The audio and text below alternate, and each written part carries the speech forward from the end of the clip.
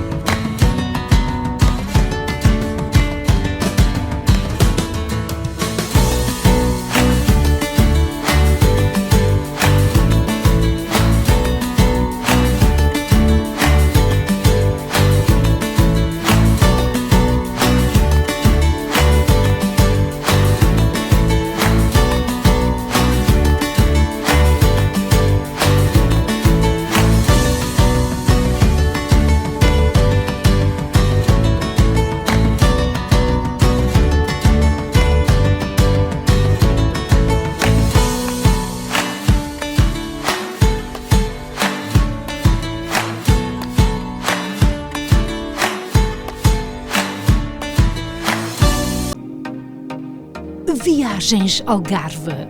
Organiza excursão no outono à França com passagem por Espanha durante 14 dias.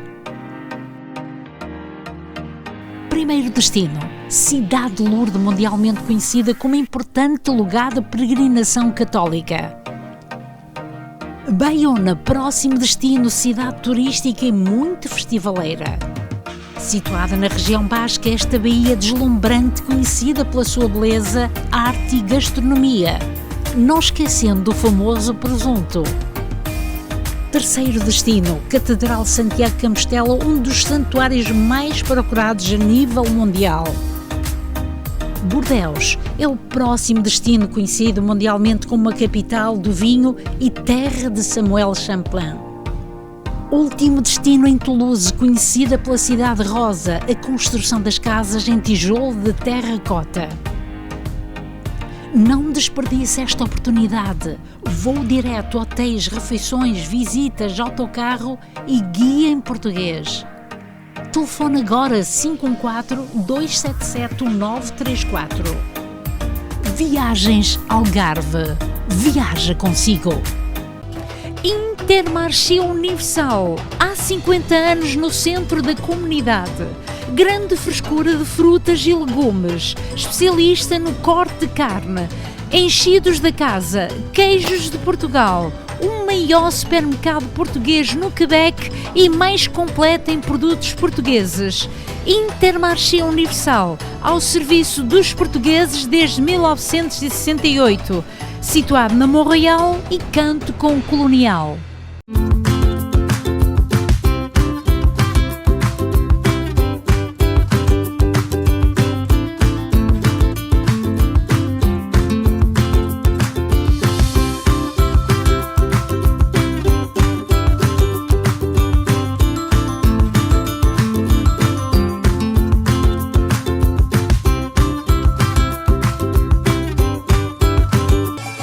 Padaria Nossa Senhora do Rosário, especializada em pão artesanal. Há 35 anos servimos pão fresco todos os dias. Aos sábados fazemos pizzas e bifanas. Temos grande variedade de pastelaria. Venha experimentar. 514-843-6668. Venha fazer uma visita na rua Saint-Hubert, na melhor casa de natas do Quebec. As condições de inverno não são fáceis para conduzirem. Para poder evitar certos acidentes, a qual lhe podemos ajudar, na CarStar Rosemont, passe-nos visitar para uma boa verificação da condição dos pneus, a qual vendemos também novos e usados, pode evitar um acidente. Inspeções de mecânica, bate-chapas e pintura, também um grandioso serviço estético.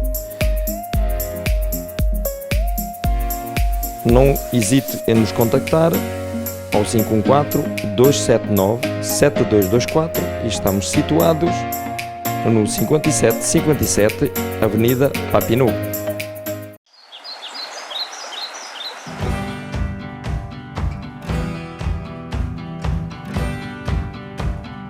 Chegou a hora de agarrares o momento. Dá aquele salto, brinda com amigos e desconhecidos. Segue o teu instinto. Gatão. Vinho branco, agora em lata. Imagina o lugar mais belo do mundo. 9 ilhas nascidas no mar imenso pela força do fogo e moldadas pela habilidade única da natureza. Há décadas que temos o orgulho de sobrevoar este paraíso natural. Hoje continuamos a deslumbrar-nos com a magia que nos envolve. É esta a natureza que nos inspira a ser uma porta de entrada digna deste nosso destino de sonho. Por falar em sonho, o nosso, transportar-vos para lugares mágicos.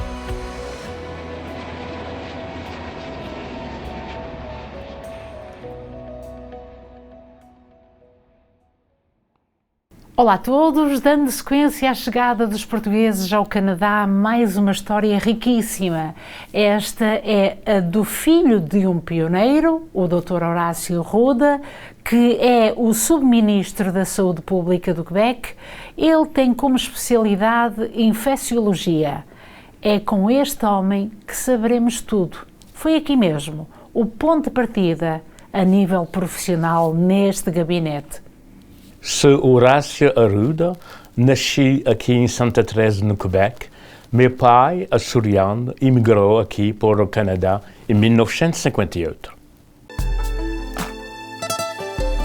Tu que partes, meu irmão, para longe do teu país, ouve bem esta canção, que ela te faça feliz.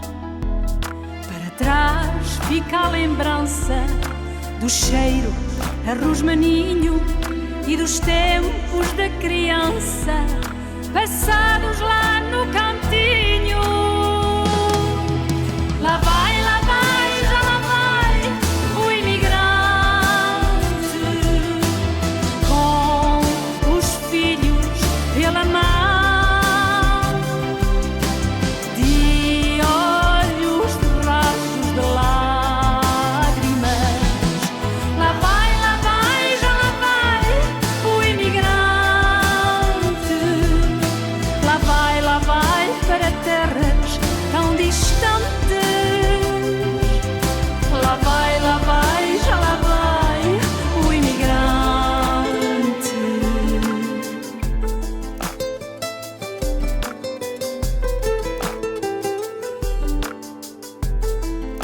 Soutor, Senhora, muito bom dia. muito obrigado. Bom dia a tu. Obrigada de receber este momento para informar ou dar algum alento à nossa comunidade em relação à sua pessoa. Dr. Horácio nasceu no Canadá. Sim, senhora, nasci no Canadá em 1960, em Santa Teresa, que é uma pequena comunidade portuguesa ao norte de Laval e de Montreal. Claro. Mas quem chegou primeiro foi o seu pai. Foi o meu pai, também com tios que já estiveram cá nos anos 57, 58, a chegarem aqui ao Canadá. O meu pai chegou em 1958, esteve aqui um ano, voltou para São Miguel, Açores, casar com a minha irmã, e a minha irmã mais meu pai voltaram em 1960. E o seu pai foi trabalhar em quê, doutora Ruda? Ele trabalhou numa fábrica de alumínio, também em fundaria também, mas foi sobre o máximo da sua vida foi no alumínio, uma fábrica que estava em Santa Teresa, que chamava-se Reynolds. Ah, muito bem, ainda existe essa fábrica. Sim, senhora. Com muita vida, essa família que ainda hoje ficou pelo lado português meio italiano. O doutor recorda o que o pai lhe falava, como é que foi a chegada dele, porque eram tempos muito difíceis, em 1957. Eram uns tempos difíceis, especialmente para os Açores, que estavam com grande população. Nós sabemos que há mais açorianos fora dos Açores que nos Açores, porque houve uma grande quantidade de imigração para poder dar à sua família melhores condições de vida. O meu pai veio ter com seu irmão que estava aqui também, e para ganhar um pouco de dinheiro, voltar a casar com a minha mãe e fazer a imigração aqui no Canadá, para ver se pudesse dar aos seus filhos melhores condições que havia lá em São Miguel. Entretanto, o seu pai vinha solteiro, mas escrevia cartas à sua mãe, não é? Já estava enamorando há bastante tempo, e estive escrevendo cartas exatamente, voltou lá, casou e voltou com a minha mãe aqui para o Canadá. Ele tinha 5 irmãos. E vieram todos para o Canadá? Canadá e para o Canadá, na província de Ontário também.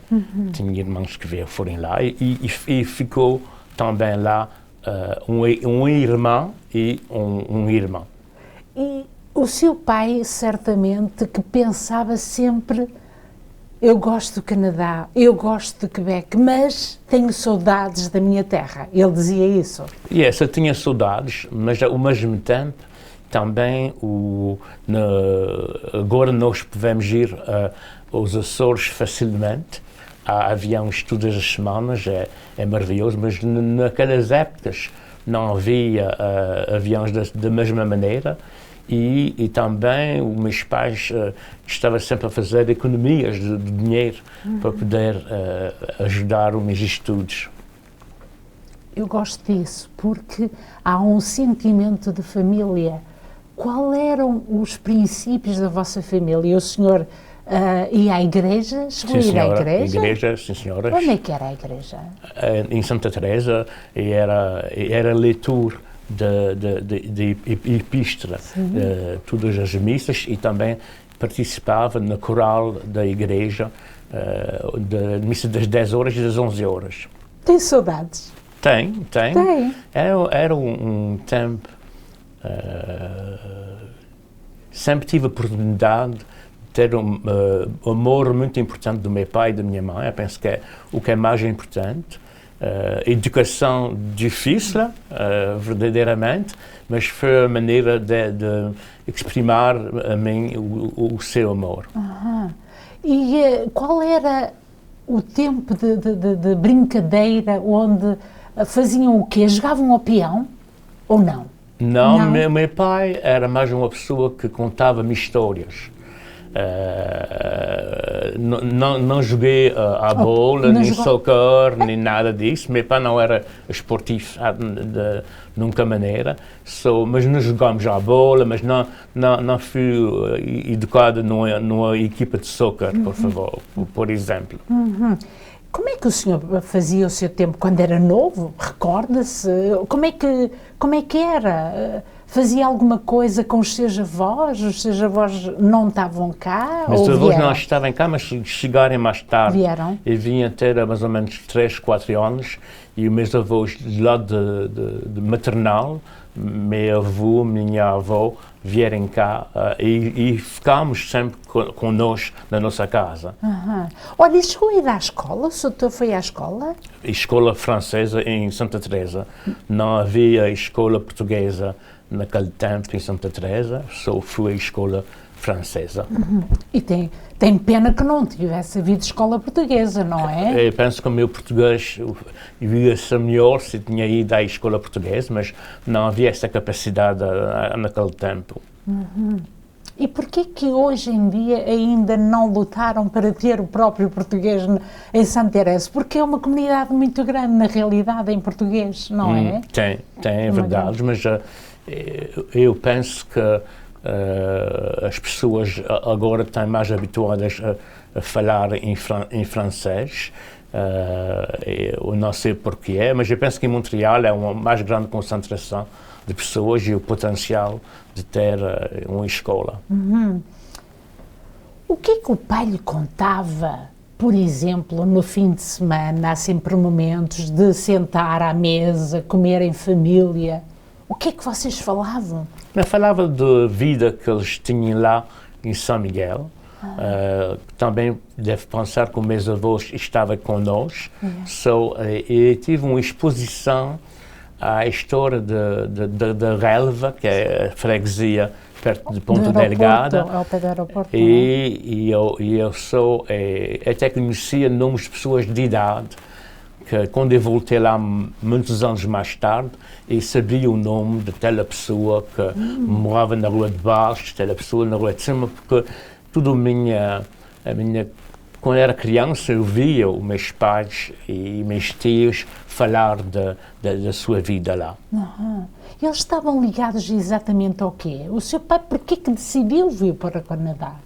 Por razões económicas. Por isso mesmo? Exatamente, porque ele não tinha estudos, o seu pai tinha uma terra, mas para dividir a terra em 7 filhos é pouco para poder sustentar uma família.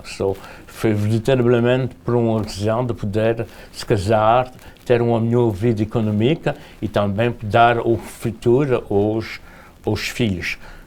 Tenho os primos lá que estão uma bela vida, muito bela vida, mas também a imigração permitiu aos açorianos de provar ter um melhor poder económico. O que é que o senhor mais gostava de ouvir quando estava com a sua avó ou com o seu avô? Porque há sempre aquelas memórias bonitas que nós recordamos sempre.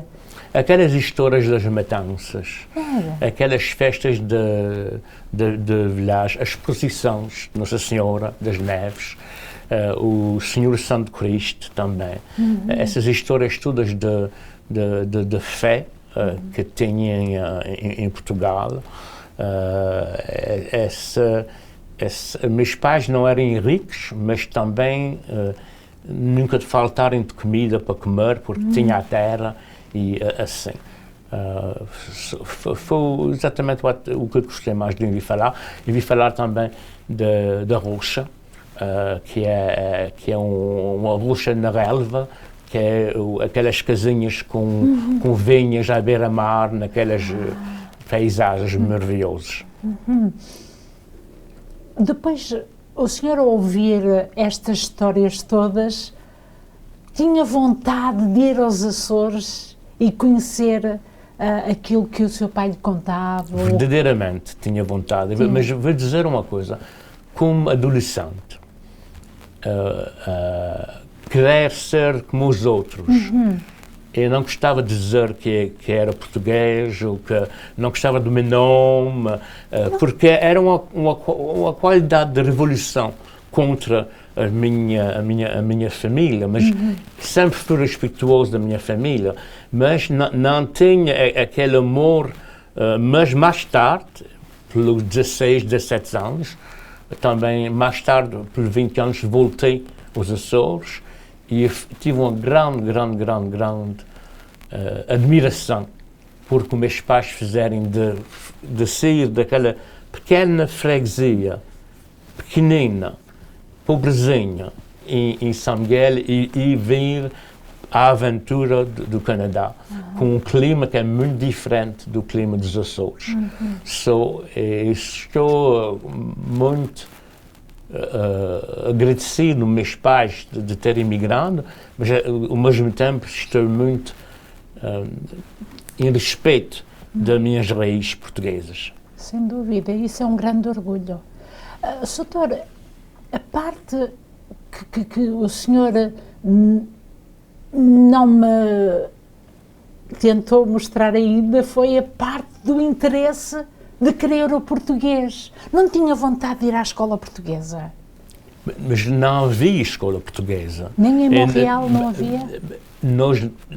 Eu voltei a estudar em Montreal, já era mais tarde para estudar o inglês, no Instituto Linguístico Provincial.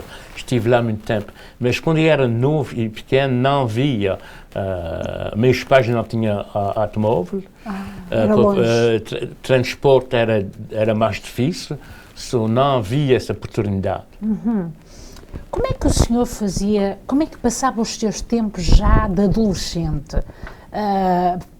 Faz os seus estudos, estudou em Santa Teresa. Sim, senhora. E depois foi estudar para onde, doutor? Depois de Santa Teresa, estudei até no Colégio de Santa Teresa, depois fui para a Universidade de Sherbrooke. Fui aceitado em Laval, Universidade de Laval, em Montreal, McGill, mas escolhi de ir para Sherbrooke, que era uma medicina mais comunitária.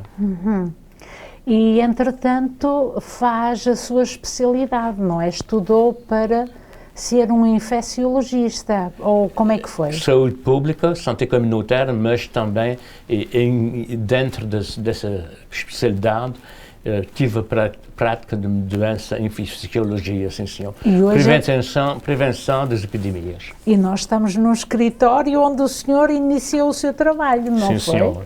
Foi sim, aqui senhora. mesmo? Foi aqui mesmo, como diretor de proteção. Há quantos anos?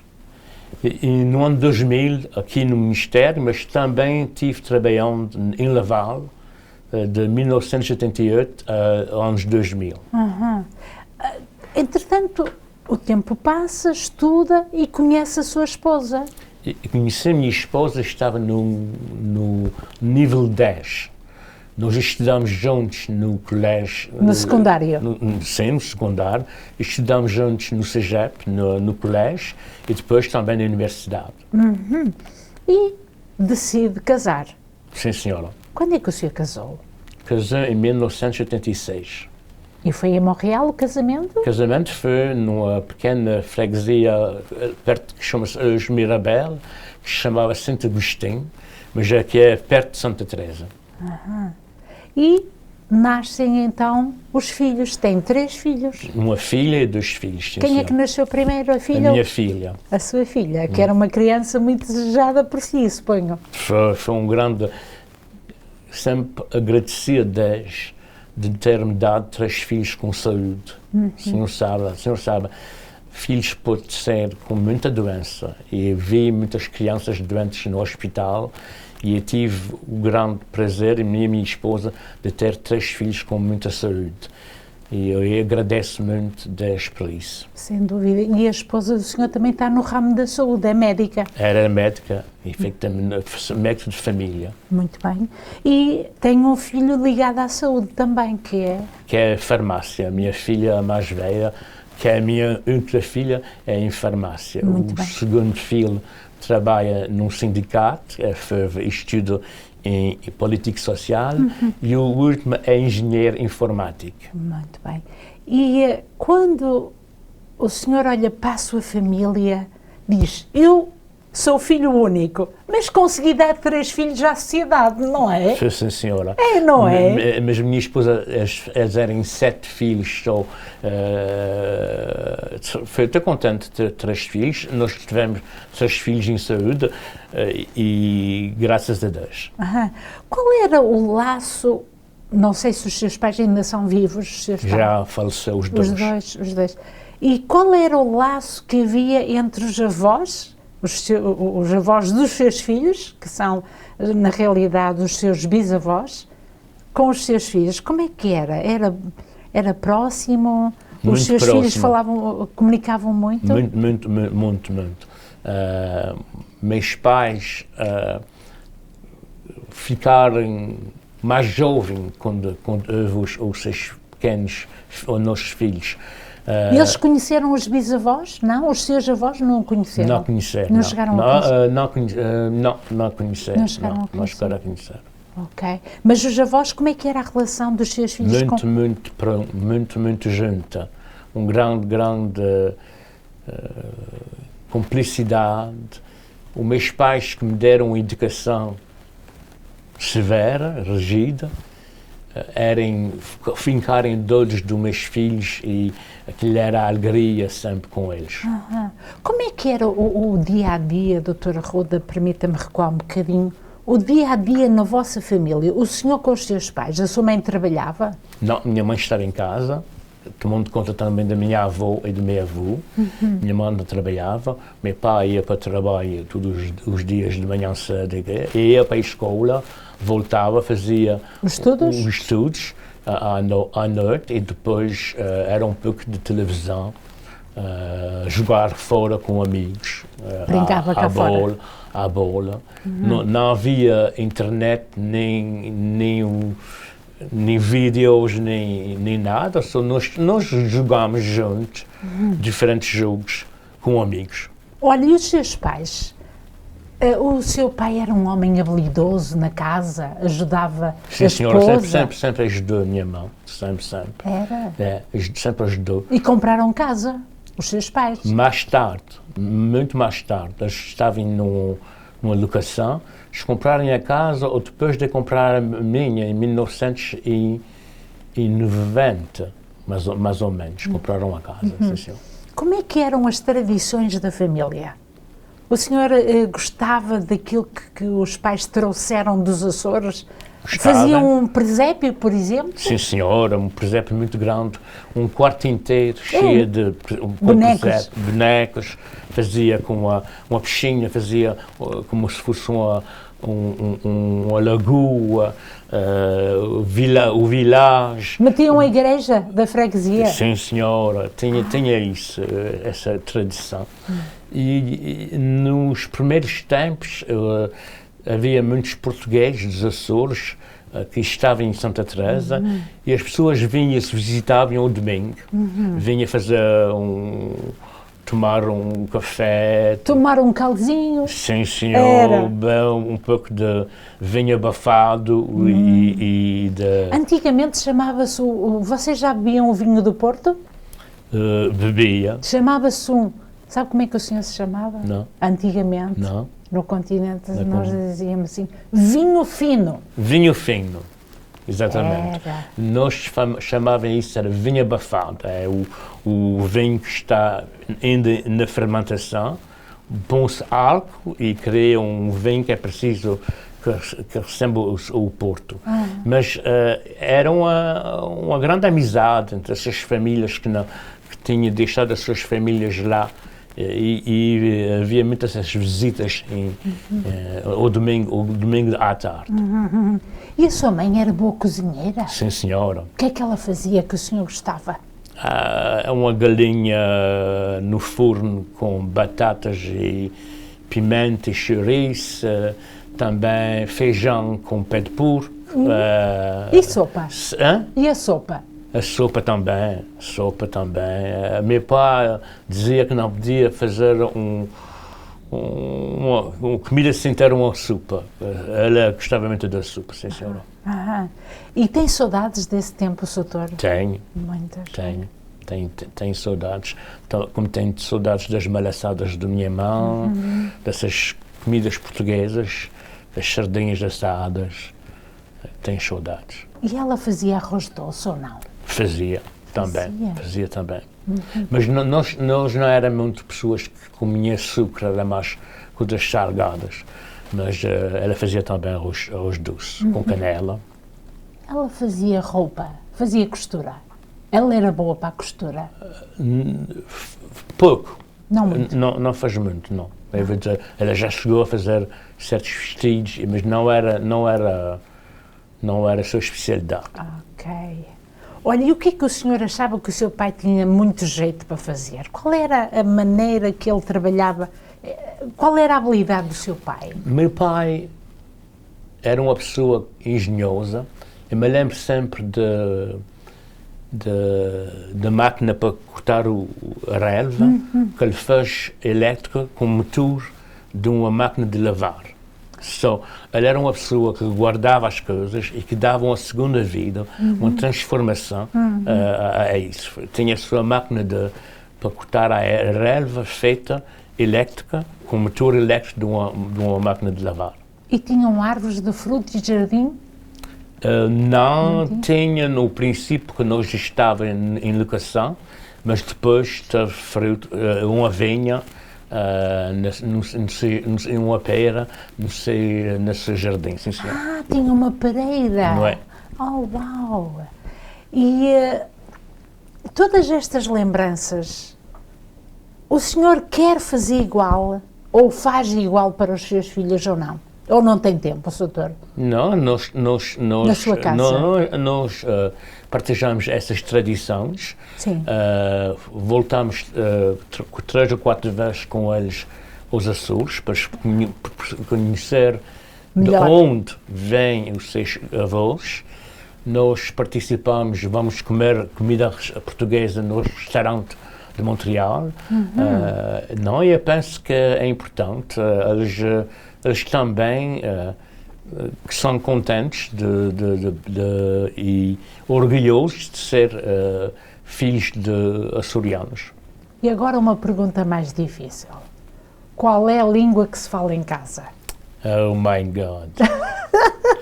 Eu vou dizer, nós falamos, porque a minha esposa é quebecoise, ela só fala francês, nós falamos francês.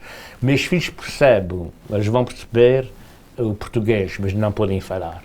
Não conseguem? Não. E os netos? Tem netos, doutor? Não tenho ainda. Ainda não tem, ainda mas não tem tenho. Esperança de ter. Há de ser o que Deus quer. E o senhor vai falar português com os seus netos? Eu penso que sim. O senhor quer? Sim, senhor. E o orgulho é nós defendermos sempre o nome de Portugal, não é? Exatamente. É, nosso doutor. Entretanto, o tempo passa e o senhor, a uma dada altura,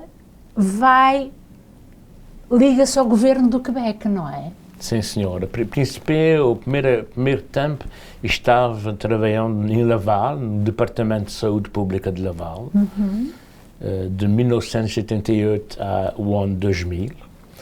E em 2000, o diretor de saúde da província de Quebec me invitou a vir trabalhar aqui no domínio das doenças infecciosas, da saúde ambiental e da saúde do trabalho, como diretor da proteção. E foi dessa maneira, eu pensava vir ao Ministério por 1 ano, 2 anos, já estou cá há mais de 25 anos. Doutor, mas há aqui um pequeno ponto que deu muito que falar nas notícias, onde o senhor foi ministro, não é? Subministro. Vá lá. Foi subministro, ainda hoje é, mas na altura com um papel muito mais... Estava sempre a ter as conferências de imprensa. Sim, senhora. Onde eram momentos muito exigentes, ter que responder ao média, não é? À comunicação social. Sim, Alguma vez se deparou com uma pergunta menos fácil ou que foi complicada para falar sobre as vacinas? Porque as vacinas eram uma dor de cabeça para toda a gente, não é? Eu penso que o mais importante é de dizer a verdade, o que a gente sabe, o que não se sabe, e eu acredito muito na inteligência do nosso público. O que é mais importante é de estabelecer uma relação de confiança entre o que nós dizemos e a população. E é normal haver questões difíceis, é normal os médios confrontar as decisões, porque isso faz parte da democracia. E eu penso que os jornalistas têm um trabalho importante, que é de também nós pedir exatamente as razões dessas decisões. Uma crise é sempre difícil, porque é uma crise. Mas, da mesma maneira, a importância da comunicação com o público é uma coisa muito importante. Claro. Quando foi proposto para trabalhar no gabinete com o primeiro-ministro do Quebec, o senhor aceitou logo a proposição ou teve que pensar muitas vezes? Não, porque havia uma crise e nós devemos... O meu trabalho como diretor nacional da saúde pública é de ser o conselheiro científico do primeiro-ministro e do ministro da saúde. Só não havia questão, havia uma crise e aquilo é o trabalho que devia fazer. Entendido nas infecções, o senhor melhor que ninguém pode dizer realmente a vacina foi uma coisa importante ou necessária e urgente para a sociedade? Era, porque se nós não havia vacina, nós havia muito mais pessoas que morreram dessa doença. Nós temos eliminado doenças porque nós vacina. As crianças, quando eu praticava aqui em Laval, nos anos 1988, havia meningites de hemofilus influenza. As pessoas morriam, ficavam ceguinhas ou sem ouvir mais nada. E agora já não há essa doença, porque nós fazem a vacina das crianças. As pessoas esquecerem as doenças infantis que nós havíamos quando eram mais novos. A rougeole, que está aqui. Sim, que é o sarampo. O sarampo, em português. O sarampo é uma doença que matava muita criança, mas agora já não há, acontece certas vezes. Soutor, permita-me entrar aqui um bocadinho nesse assunto, mas também quando o corpo reage a essas doenças, tem mais defesas no futuro, não é? É exatamente o que a vacina quer fazer, porque a vacina é o micróbio transformado que nós recebemos e o nosso corpo vai criar a imunidade. Essa imunidade é como se fosse diferente do natural, porque o micróbio que nós injetar pode dar certos sintomas, mas não dá a doença. O problema é que quando as pessoas fazem a doença natural, certas pessoas vão ficar salvadas e não têm problemas, mas muitas delas vão ter complicação. E o que nós quisemos é evitar a complicação. E o senhor já pôs em questão, porque muitas pessoas ainda hoje dizem e não acreditam que a vacina seja necessária, porque dizem que é necessário também haver muito tempo de estudo para ela estar no mercado. Eu vou dizer uma coisa, quando nós vimos as intervenções de saúde que salvam mais a vida, a vacinação é uma das primeiras. Porque as pessoas hoje esquecem as crianças que morriam antes de um ano, novinhos, quando não havia vacinas. Só eu penso que a vacina sempre teve controvérsia, sempre, desde do princípio. Mas se nós esperarmos estudos que vão tomar 10, 15 anos, nós não vamos salvarmos uma grande quantidade de pessoas. E o senhor teve uma grande responsabilidade aí, porque disse, vamos avançar. Sim, senhor, tem que ser. Foi, não foi? Foi uma decisão muito grande. Foi, mas é uma decisão que é apoio pela ciência. Pelos científicos. Exatamente. Doutor, mas o tempo passou, já lá vão 4 anos? 5 anos no mês de março. Faz 5 anos Vai fazer agora. 5 anos no mês de março. Sim. O que é que trouxe a vacina para salvar a sociedade? Nós hoje já estamos libertos das máscaras, devemos de fazer ainda muita atenção, estamos no inverno e há exigências redobradas quando entramos em lugares essencialmente da saúde para proteger os outros. Qual é a sua análise depois deste tempo todo de Covid? Continuamos na Covid ou já saímos definitivamente da Covid? O Covid ainda existe, o Covid pode voltar diferentemente, mas existe. Há novas vacinas para o Covid. Não estamos num estado como era antes, onde a população não tinha tido em contato com o Covid, toda a população era suscetível de fazer a doença. Agora, esse micróbio está, como os outros, no nosso environment e temos, para certas pessoas, não é para todos, para certas pessoas, indicações ainda de vacina. Pessoas que têm doenças crónicas, pessoas que são frágeis, que têm problemas de imunossupressão, as vacinas podem nos ajudar.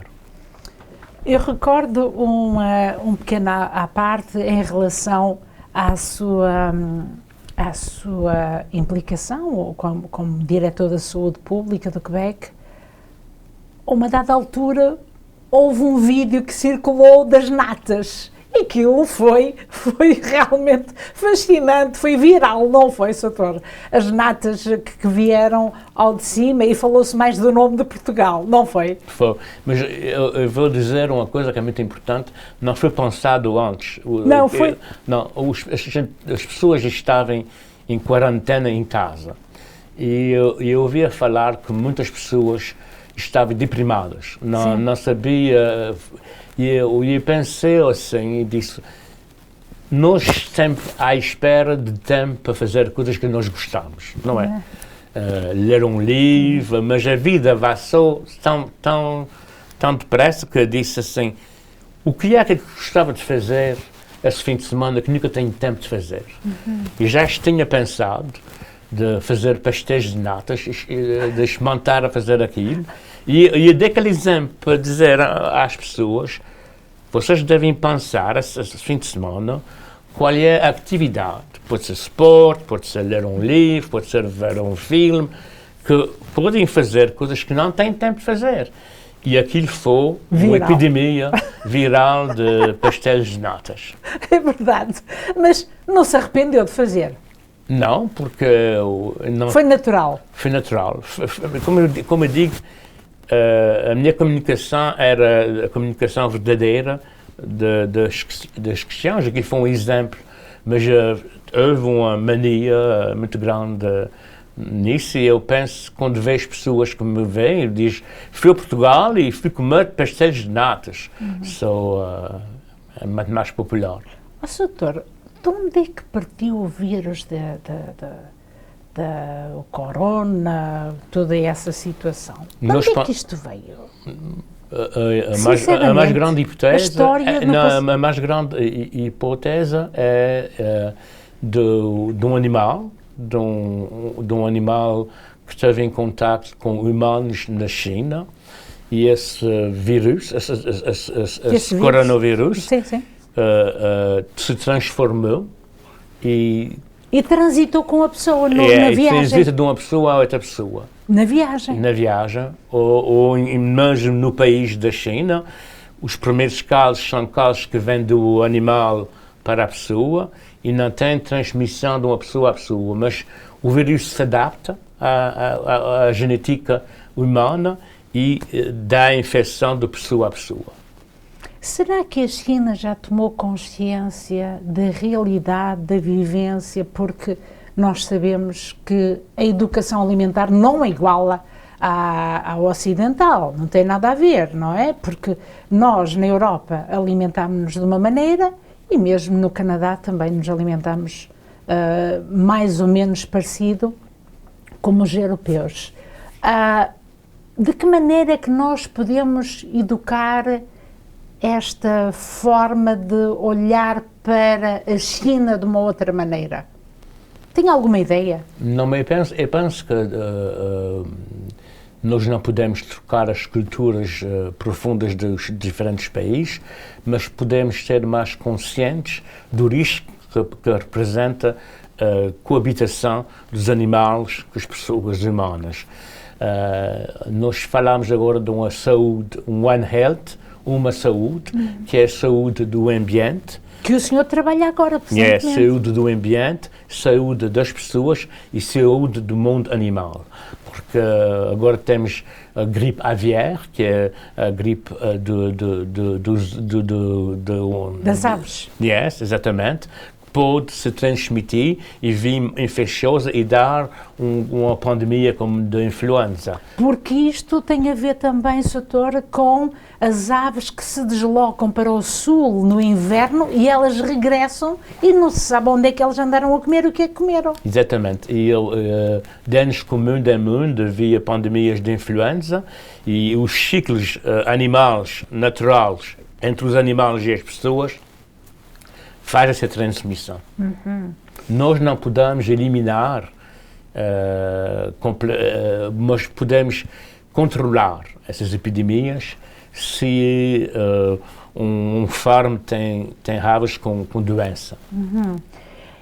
E mesmo até que nós sabemos que a imigração, aqueles que são trabalhadores sazonais que vêm, por exemplo, do Peru, ou do Chile, ou do México, e entram cá e não se sabe também como é que se alimenta e a propagação que pode existir para a nossa sociedade em si. Isso também é uma realidade.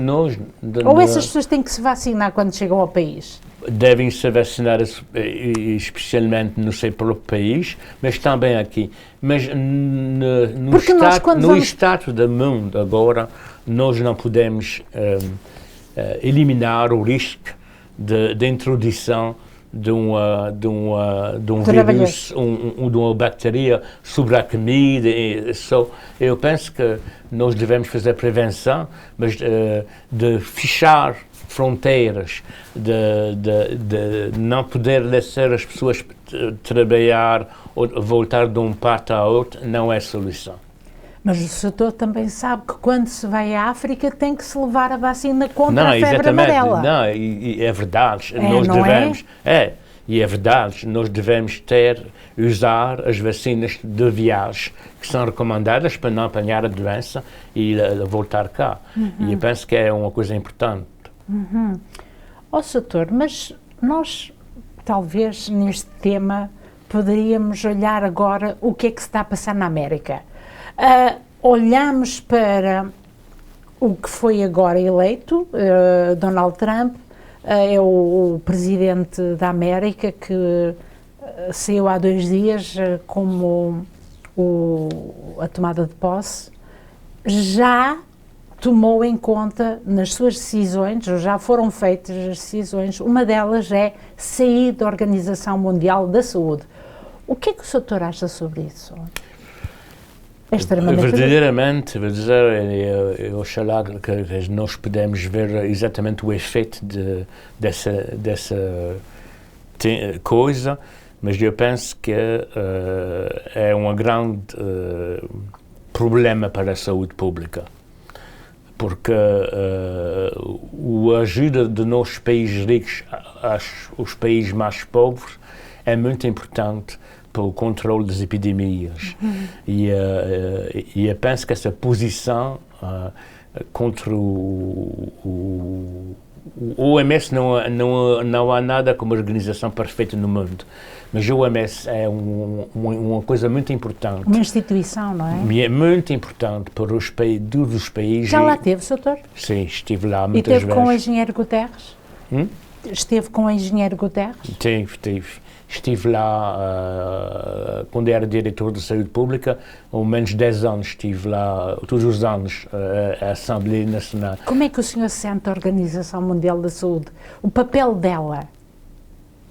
É uma organização que tem certos problemas políticos, porque a política vai em tudo, mas tem um fundamento da ciência que é muito importante para mim e também de relação entre os países mais pobres e os países mais ricos, para nós podermos, como o mundo inteiro, o que se passa num país tem impacto nos outros países. E eu penso que isso é muito importante se nós quisermos continuar a promover a saúde pública, a saúde das mães, dos filhos e uma mais grande justiça no mundo. Exatamente. Qual é o impacto que vai fazer a América se retirar da Organização Mundial da Saúde?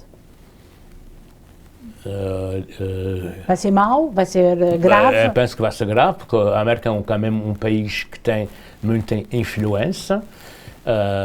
Contribui bastante? Contribuiu, sempre. Mas como nós devemos contribuir, como somos mais ricos, porque nós temos mais maneira e dinheiro para ajudar os outros países, porque se nós deixarmos ir epidemias nos outros países, essas epidemias, que as viagens vão voltar contra nós, e também minha questão é qual vai ser as recomendações de saúde pública na América em comparação com o resto do mundo. Para mim, isso é uma decisão que pode ter enormes impactos negativos na evolução da saúde no mundo inteiro. Esse é um deles. E o outro? Retirar-se também da questão do Acordo de Paris. É Sim, gravíssimo. Senhora. Exatamente. Outro que o senhor defende muito. Exatamente. Isso é a filosofia. E nós estamos também vendo um shift da política mais para a direita, que é mais individual, que é menos coletivo. E diferentes programas sociais que são presentes podem desaparecer, e os mais pobres vão ficar sempre mais pobres e os mais ricos, que é um problema importante nos Estados Unidos. Os Estados Unidos é o país da riqueza muito importante, mas também da grande pobreza.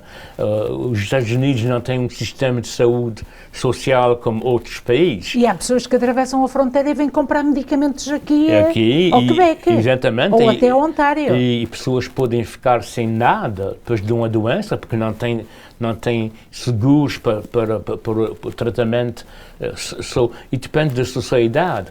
Mas isso é para mim um recuo importante de não fazer parte da solidariedade do mundo inteiro. Ser solidário, exatamente. E falou agora dessa parte de haver o empenho naquilo que é necessário à sociedade, e nós sabemos que Kennedy é parte do governo de Donald Trump, onde será um papel de secretário para a saúde. Imagine, quem não acredita em vacinas, o que é que vai ser, doutora? Isso é terrível.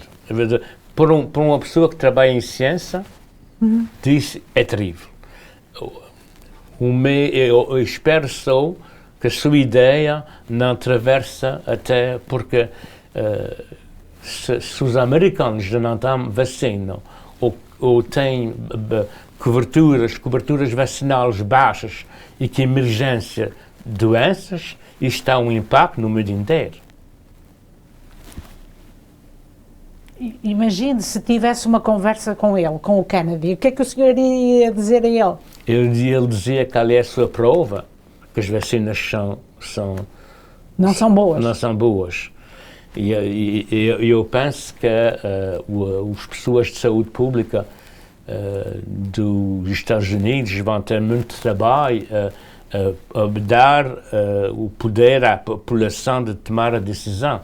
Mas isso é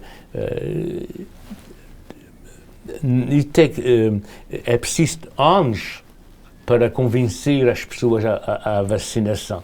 No Quebec, nós temos uma boa cobertura. Não é perfeita, não é 100%, mas a população aceita. Mas tem sempre os antivacinados, que são pessoas que podem fazer essa cobertura abaixar por 1 ou 2 gerações e voltará essas doenças que nós controlamos atualmente. Doutor, quantas vacinas levou? Da Covid? Sim. Todas as vacinas que forem ofertas. Uau! E o senhor fez isso publicamente, não fez? Sim, senhora. Levou a vacina como os ministros? Eu não era capaz de fazer uma recomendação e não recebi para mim mesmo. Se eu parte dos grupos que são visados pela vacinação, eu vou ir. Se não sou parte dos grupos, não vou tomar a vacina de outra pessoa. Mas eu acredito nas vacinas e eu penso porque vi o efeito das vacinas. Eu vi as crianças não morrer mais de meningite e hemofilus. Havia poliomielite, as epidemias de poliomielite nos anos 60. Essas doenças já não existem. Porquê? Porque nós vacinamos. E a vacina é uma imitação da infecção natural, mas para dar uma melhor imunidade. Doutor, mas há uma vacina que eu acho que ela foi um bocadinho complicada a nível de efeitos no corpo para algumas pessoas, que foi a AstraZeneca.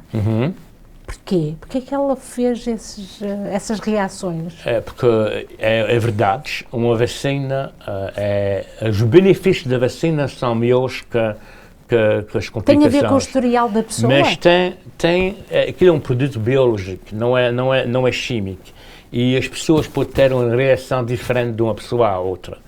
Mas quando nos vem isso de maneira populacional, mesmo o AstraZeneca, houve complicações, mas menos que se não fosse vacinado. Doutor, nós estamos muito contentes de tê-lo como sendo o Ministro da Saúde, onde tem dado muito orgulho à comunidade portuguesa, pelo menos em termos de nome de Portugal e não só pela sua ação ativa numa comunidade no Quebec. O tempo passa, não é? E o senhor vê a sociedade noutro caminho. A nova geração acha que ela está no bom rumo, está preocupado com os nossos jovens para o amanhã, com a sociedade que temos?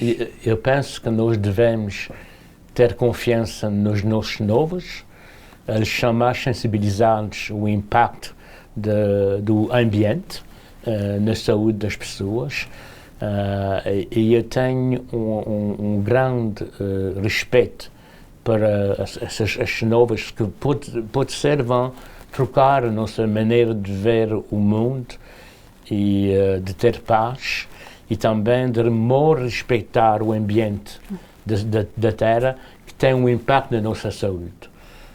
Nós não podemos continuar a fazer como fazem antes. As modificações do clima já têm os impactos importantes na comida, nos diferentes países. Os países pobres vão ter grandes dificuldades por causa do clima e nós não podemos continuar a mal utilizar as diferentes recursos do nosso mundo. Mas o senhor também acha que é necessário no Canadá haver uma maneira educacional na comunicação social, se mostrar mais. É importante, é muito importante, e também de fazer atos.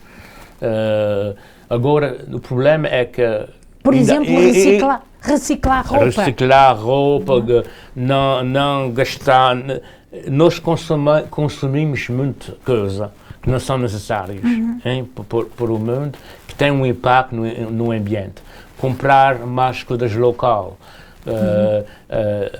Biológico, não é? Há capacidade no Canadá de ter casas para fazer farmos de inverno aquecidos com diferentes produtos, ser mais autónomo no nosso ambiente. Andar a pé. Exatamente, muito importante. O setor anda a pé? Anda a pé, sim senhora, porque não é só para as doenças cardíacas, também agora tem muitos estudos que estão dizendo que o Alzheimer e as doenças de demência, se nós temos... temos... Porquê é tanto, setor, hoje em dia, tanta demência? Porquê?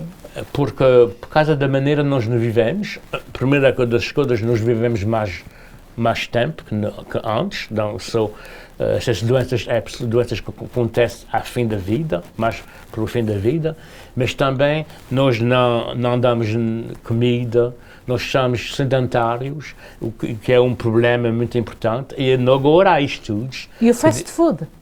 Fast food, alimentação e o exercício físico. O setor, quando tem tempo, o senhor tem uma vida muito ocupada, não é? Quando tem tempo faz o quê? Lê, vê o teatro, operar. Pois, o senhor gosta muito de fado, não é? Teatro, operar, fado, música, andar, bicicleta e camping. Eu sei que quando vem a Lisboa gosta de fado, não é? Sempre. Não pode ir a Lisboa sem ouvir fado de um dia ou dois. Tem que ir numa casa de fado. Já esteve no Porto? Estive também. E gostou? Gostei muito. Foi ao Douro? Foi ao Douro? Foi. O que é que mais gosta em Portugal, Soutor? É pela comida? O sol e a luz de Portugal. No Douro tem aquela neve, o sol, que é como a neve, e aquelas vinhas sobre o Douro, é maravilhoso. É maravilhoso. E também gostava de viver para lá no futuro? Sim, gostava, mas depende, se me ter netinhos aqui ou não, mas eu gostava também, sim senhor. Ia dizer qualquer coisa, peço desculpa, estava a querer dizer alguma coisa em relação eu gostava, mas não sabes o que é que a vida vai nos permitir fazer. Mas o certo é o sol, verdade, pela luz, e não só também, eu creio que a comida que é o espelho de Portugal. É maravilhosa, e também a história que nós vivimos naqueles castelos, naquela... Sintra, não é? Exatamente. E tantos outros. Eu no norte também, estive no norte, em pequenos vilagens, freguesias, pequenas vilas, aquilo é maravilhoso de ver aquela história. Quando vem a Portugal, o que é que come? Há muito peixe. Muito peixe, sardinhas, muito peixe. Eu vou dizer, o mais muito peixe, um bom bitoque também, e diferentes comidas. E as natas? Sim, senhora. Não é? Os pastéis de Belém. Belém, exatamente. Eles é que são os originais. E ganharam o prémio como a melhor pastelaria a nível mundial. Great. É um grande orgulho. Não é, grande orgulho. Soutor, o tempo passa e é claro que nós olhamos para trás. Alguma vez o senhor se arrependeu de ser médico? Não, nunca. Não, nunca. E se tivesse que fazer outra coisa, qual era a profissão que... Teatro. Era? Sim, senhora. Teatro. Já esteve no teatro em Lisboa? Tive, e eu vou aqui ver muito teatro, e quando era no secundário 5, que é o 12 anos, eu estive numa trupe de teatro, tive um curso de arte dramática, e pessoas me dizerem que tu deves te inscrever no colégio em teatro, mas eu nem pedi aos meus pais, porque eu disse aos meus próprios pais que emigrarem dos Açores para aqui, se eu vou-lhes dizer que eu vou estudar em teatro, eles vão ficar loucos. Não é porque eu nunca pedi a eles, mas não a inseguridade, que pode ser que é nós podemos ter uma carreira maravilhosa em teatro, mas também pode ser muito difícil. Mas eu sempre gostei de teatro e de música e de fado, tudo que é arte, pinturas, gosto muito disso. Olha, o senhor falou-me de tudo, mas ainda não me falou que foi a Senhora de Fátima. Foi, sim, senhora. E que tal?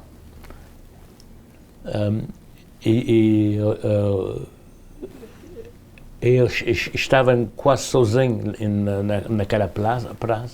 É uma praça, sim, uma grande praça. E eu pensei, quando isso está cheio, no dia 13 de maio, okay? Que devoção deve ser aquilo ali. E o senhor meteu uma velinha? Sim. Uau! E eu, quando era novo, vi muitas vezes o filme Nossa Senhora de Fátima.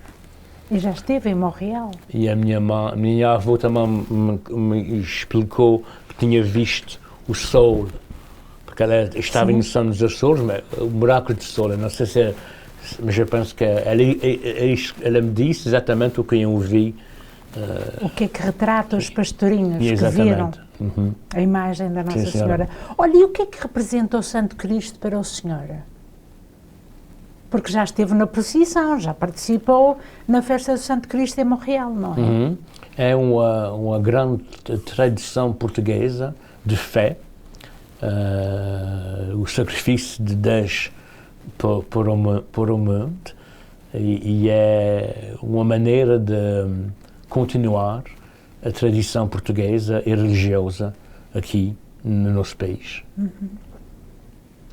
Diga-me uma coisa, o senhor chora por Portugal ou não? Ou já viu o seu pai a chorar por Portugal? Meus pais nunca choraram por Portugal, eles têm saudades, mas têm também um grande respeito ao nosso país aqui, que lhes acolhe e poderem dar uma outra vida. Foi isso. Mas tem um grande respeito por Portugal e tem saudades muito grandes, mas chorar não. Mas o senhor, quando lhe perguntam, és português ou és canadiano? Quando perguntam ao senhor? Eu digo, sou québécois de origem portuguesa. O orgulho está lá, não é? Está, não é? Está. E cada vez mais. É? Cada vez mais. Porque nós somos as pessoas que têm raiz, e as nossas raízes sempre têm uma influência em nós. E eu também acho que o povo português é um povo acolhente. Há sempre um prato para um português. Uma casa portuguesa fica bem, põe vinho sobre a mesa, e eu penso que isso é a alma de Portugal, de ser pessoas que gostem dos outros. E quando tem colegas que vão a Portugal, a primeira coisa que eu peço é: gostaste? E as pessoas me digam: quel peuple gentil. Qual é uma honra de receber as pessoas fora de casa. E eu penso que isso é, para mim, uma coisa muito importante. E sendo assim, em sua casa, certamente, na mesa há sempre uma garrafa de vinho português. Tem garrafa de vinho, sim senhor. E vinho do Porto? Sim senhor. Sim. E o que é que mais gosta de comer em casa, Sr. Doutor? Bacalhau. É? Gosto muito de bacalhau, de diferentes maneiras de comer bacalhau azeite pipe, bacalhau lagueiro, gosto muito de bacalhau. Também de favas com chouriço. Gosto muito bem disso. Isso é tipicamente açoriano, não é? É, sim, senhora. Não é, Soutor? Oh, Soutor, nós temos tão bons restaurantes aqui em Montreal. Sim, senhora. Não nos podemos queixar, não? Não. E também tem agora setes em Quebec, na cidade de Quebec também, mas temos bons restaurantes em Portugal, aqui em Montreal. Em Montreal. Ó, Soutor, quero deixar aqui recomendações no final deste encontro para a juventude que é a nossa promessa para o amanhã. E há sempre aquela ideia, será que os nossos filhos terão um bom futuro? Eu penso que nós temos responsabilidade para dar um bom futuro aos nossos filhos, mas eles também vão fazer o caminho da sua própria vida e eu penso que eles vão fazer melhor do que a gente fizemos, porque eles têm mais consciência do impacto das nossas decisões e do nosso estilo de vida no ambiente do mundo. Soutor, muito obrigada de disponibilizar o seu tempo para este momento de conversa tão precioso. Muito obrigado à senhora e também desejo a todos muita saúde, porque a saúde é uma grande riqueza. Sem dúvida. Bem-aja pelas suas palavras. Obrigado. Olá, quero agradecer ao Montreal Magazine de me dar a oportunidade de vos falar hoje e vou dizer à comunidade portuguesa aqui de Quebec e também às outras comunidades portuguesas através do mundo. Os 2 primeiros anos foram difíceis com a Covid-19. Nós tivemos a trabalhar com a comunidade a fazer a melhor maneira de combater esse vírus que pode ser mortal. Mas com as vacinas, com os respeitos das diferentes coisas de saúde pública, nós podemos estar todos juntos nesse Natal. É muito importante, ainda agora, porque há ainda Covid-19, de respeitar as consignas de saúde pública, para podermos ser felizes em família em Natal. E desejo a toda a comunidade e a todas as famílias portuguesas do mundo um Feliz Natal e um ano novo com muita paz. Muito obrigado. Tu que partes, meu irmão, para longe do teu país, ouve bem esta canção, que ela te faça feliz. Para trás fica a lembrança do cheiro a rosmaninho e dos tempos da criança passados lá no cantinho.